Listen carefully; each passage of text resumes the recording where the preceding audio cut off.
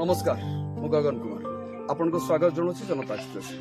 आज आम आसिक पहुंचीचु बालेश्वर जिलार सबुठ गोटे ऐतिहासिक जगह जो जगार ना हूँ पतिराजपुर। से पतिराजपुर टी बालेश्वर नुह सारा ओडिशा रे प्रसिद्ध होली समय मेलन आउ से मेलन पाखे जो कमिटी अच्छी से मेलन सहित संश्लिष्ट थिबा कमिटी से कमिटी भितर गोटे अन्य कमिटी अच्छी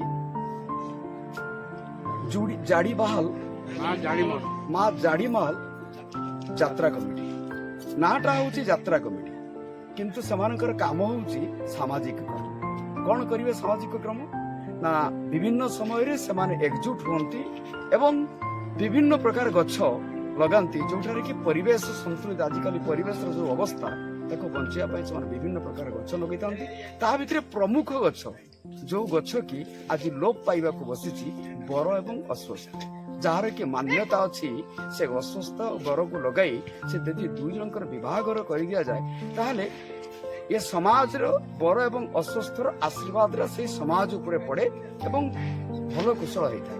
से क्रम आज आम से कमिटी जो माने मेंबर अच्छी से पाखे आसिक पहुंचीचु सभापति आम सहित अच्छा आम सहित दीपक कथा हवा सी कहीं भाव में गोटे पदक्षेप ने जो पदक्षेप कि आज गोटे चर्चित चेहरार परिणत करने सार आप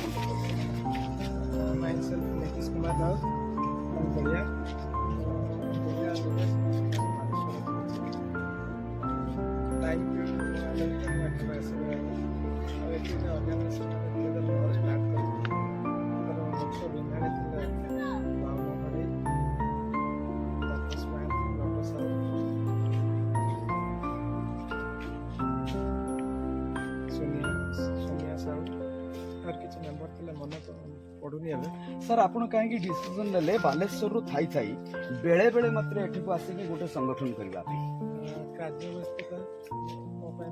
ये संगठन आपन कहीं दरकार पड़ला सर गाँ को थे आसी गोटे यात्रा कमिटी थी से यात्रा कमिटी किसी गरीब लोक मत कहले आम मेम्बर हबू किंतु एथर सब धनी लोक मैंने से कमिटी सब मेम्बर थे से कहले टेबुल नुहे एम कैपेबिलिटी नुहे आम सहित बसिया लगे कहली कहीं तुमको पैसा देवे लस लस लाभ आने लाभ तुम सहित रहा तुम असुविधा कौन अच्छे कहले स्टांडर्ड आम सब बसिया लगे चैलेंज आम यात्रा कर गरीब लोक काम कर जो डिसीजनटा आस्ते आस्ते गोटे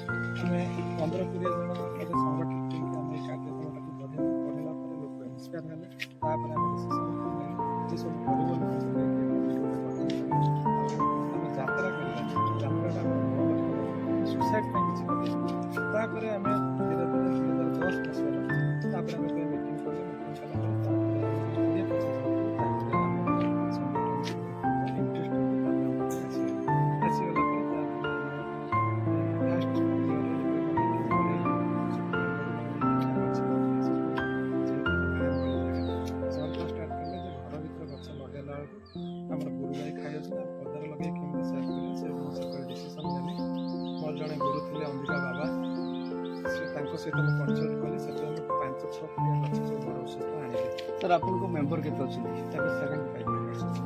पुरुष के महिला के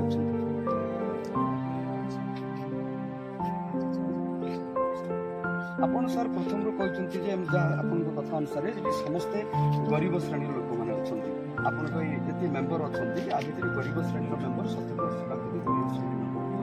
90 भाग आपन केबे चिंता करछंती जे से गरीब श्रेणी लोक से धनी पर्यायर केमिति पहुंचे आपन गछ पई चिंता करछंती मानुछ 15 वर्ष होला किंतु एमानकर आर्थिक अवस्था केमिति भाबे सुछळ हो से माने भी दिने से धनी परिवार व्यवस्था करछन से जो कमिटी तापरे जतले ए कमिटी क्लियर से कमिटी आउ स्टार्ट से से कमिटी जनरल नोट धनी गरीब किसी ना कहीं जो कमिटी सहित आम टसल थी से कमिटी बर्तमान डिजल्व ସାର୍ ଆପଣ ଯେତେ ଗଛ ଲଗେଇଛନ୍ତି ଆ ଭିତରେ କହୁଛନ୍ତି ଏତେ ବର୍ଷ ଭିତରେ ସେଥିରୁ କେତେ ଗଛ ଆପଣଙ୍କର ବଞ୍ଚିଛି ଏବଂ କେତେ ଗଛ ଏଠୁ ଇହଲୀଳା ସମ୍ବରଣ କରିଛି? ଆମେ ପ୍ରାୟ 100-120 ଗଛ ଲଗେଇଛୁ। କିଛି ଯୋଉ ଗଛ ଗୁଡାକ ଆମେ ଆଣୁ ସେଟାକୁ କଲିକତାରୁ ସବୁ ଅର୍ଡର ଦେଇ କରାଯାଏ। ମୋର ଗଛ 100 ପିସ୍ ଦେଇକି ଆଣୁ। ଆଉ ସେଠି ବାଲେଶ୍ୱର ଚନ୍ଦନ ବୋଲି ଆପଣ ଜାଣିଥିବେ ବୋଧେ, ଚନ୍ଦନ ବୋଲି ଗୋଟେ ପିଲା, ସେ ଆଣିକି କାଲକାଟାରୁ ଅର୍ଡର ଦେଇକି ସେ ଗଛ ଅଣାଯାଏ। ଆମର ଗଛ ଲଗେଇଲା ବେଳେ ଗୋଟେ କି କଟେନି। ଆମର ଯୋଉ ଗାଁ ଗହଳିର ଟିକେ ପରିବେଶ ଆଉ ଭାଇଚାରା ଯୋଉ ଦୃଷ୍ଟିରୁ କେତେବେଳେ କାଟି ଦିଆଯାଏ, କିନ୍ତୁ ସେ ଗଛ କେବେ ମରିନି ଆଜି ପର୍ଯ୍ୟନ୍ତ। ସବୁ ଗଛ ଗୁଡାକ କ'ଣ କଲେ ଷ୍ଟେବୁଲ୍ ଅଛି। 20ଟା କେନ୍ଦ୍ର ଗଛ କଟା ହେଇଯାଇଛି, ବଡ଼ ହେଇଥିଲା କିନ୍ତୁ କାଟି ଦିଆହେଇଛି। ଆଉ ଯୋଉ 80ଟା ଗଛ ଏବେ ଷ୍ଟାଣ୍ଡ ବାଇ। ଆଉ ଯାହା ବି ହଉ ଆମେ ବର୍ତ୍ତମାନ ସେଥିରୁ ଆମେ ଆମ ସହିତ ଥିଲେ ଇଏ ଜଡ଼ିମାଲ ଜାଡ଼ିମାଲ ଯୋଉ ମା ଠାକୁରାଣୀ ଅଛନ୍ତି, ଯାତ୍ରା କମିଟି ଅଛି, ତାଙ୍କର ସଭାପତି ଥିଲେ। ତାଙ୍କର କଥାରୁ ଯାହା ଆମେ ଜାଣିଲୁ, ସିଏ ବାଲେଶ୍ୱରରେ ରହିଲେ ମଧ୍ୟ ଗାଁକୁ କେବେ ଭୁଲି ନାହାନ୍ତି। ଏ ହେଉଛି ସବୁଠୁ ବଡ଼ କଥା। କାରଣ ବହୁତ ଜାଗାରେ ଦେଖିବାକୁ ଯାଏ ଗାଁରୁ ବହାରିକି ଯେଉଁମାନେ ସହରକୁ ଚାଲିଯାଆନ୍ତି, ସହରର ଚାକଚକ୍ୟରେ ଗାଁକୁ ଭୁଲି ଯାଆନ୍ତି ଏବଂ ଗାଁର ଭାଇ ଭଉଣୀକୁ ଭୁଲି ଯାଆନ୍ତି। ସେ ମନେ ରଖିଛନ୍ତି ଗାଁକୁ, ଫେରୁଛନ୍ତି ଗାଁକୁ ଏବଂ ଗାଁରେ ଏକତ୍ରିତ କରୁଛନ୍ତି ଗରିବ ଗୁରୁବା ଭାଇ ଭଉଣୀମାନଙ୍କୁ ଏବଂ ଆରମ୍ଭ କରିଛନ୍ତି ଯେଉଁଭଳି ତାଙ୍କର ପ୍ରୟାସ ଜାରି ରଖିଛନ୍ତି।